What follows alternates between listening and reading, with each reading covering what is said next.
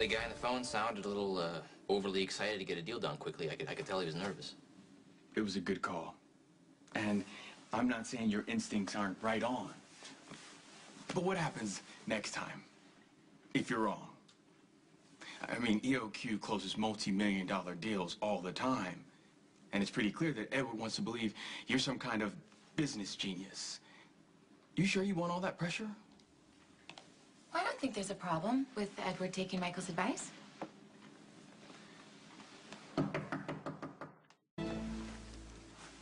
I didn't mean to sound like I'm against Michael weighing in on company decisions.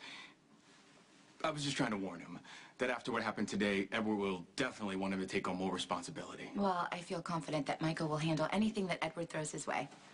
Trial by fire is sometimes the quickest way to learn, right? Good point. Just be ready. If you're okay being Edward's new star, things are going to get pretty intense, pretty fast. I'll see you guys in a few.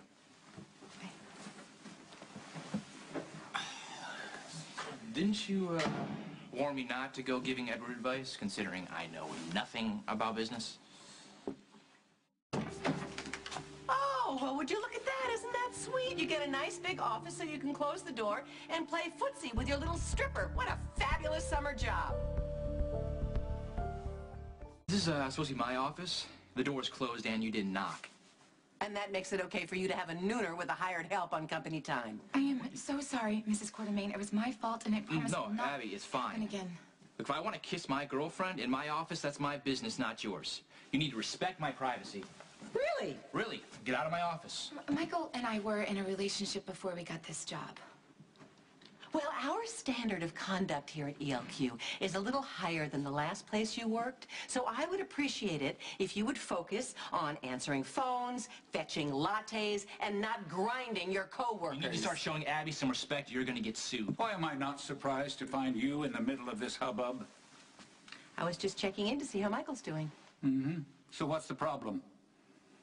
Well, apparently his biggest accomplishment today was to get to first base with his girlfriend. Well, that's a lie. She's trying to make it sound a lot worse than it actually was. It was my fault.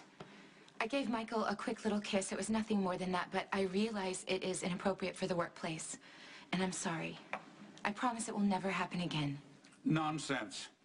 I own this company, and I personally see nothing wrong with exchanging a little affection in the workplace. It's good for morale. Oh, give it a rest. If it was anybody else, they'd be out the door, and you know it. And you also know that Michael and his girlfriend have no business being here. That's quite enough, Tracy. The reason we were able to close the Asgard Securities deal was because of Michael, for a song. He has inherited my business instinct, and I want to capitalize on that.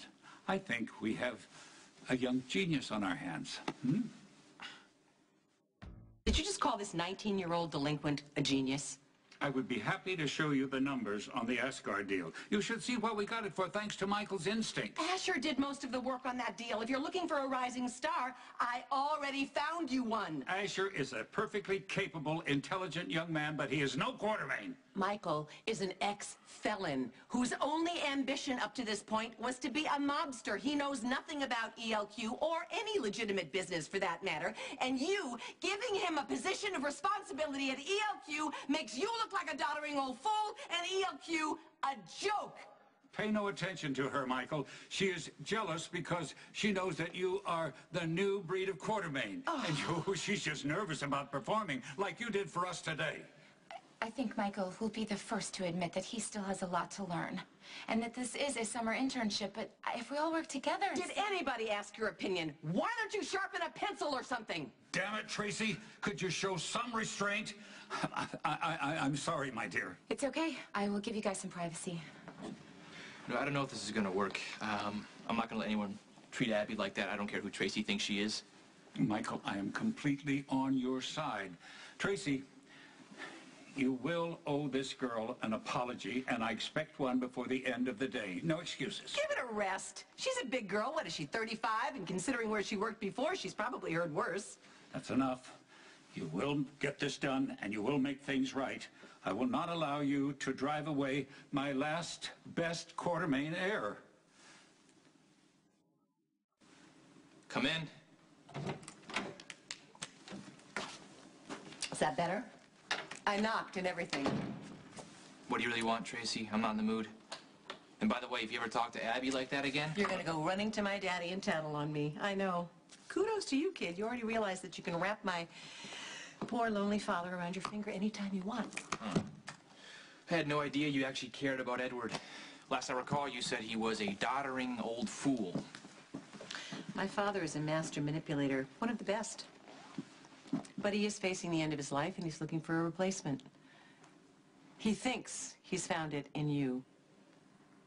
But you and I both know you're in way over your head. You have no idea what you're doing and no real interest in ELQ. You don't know that. Quit, Michael. Before you do any real damage to the company my father spent a lifetime building. And before he convinces himself that you're really staying.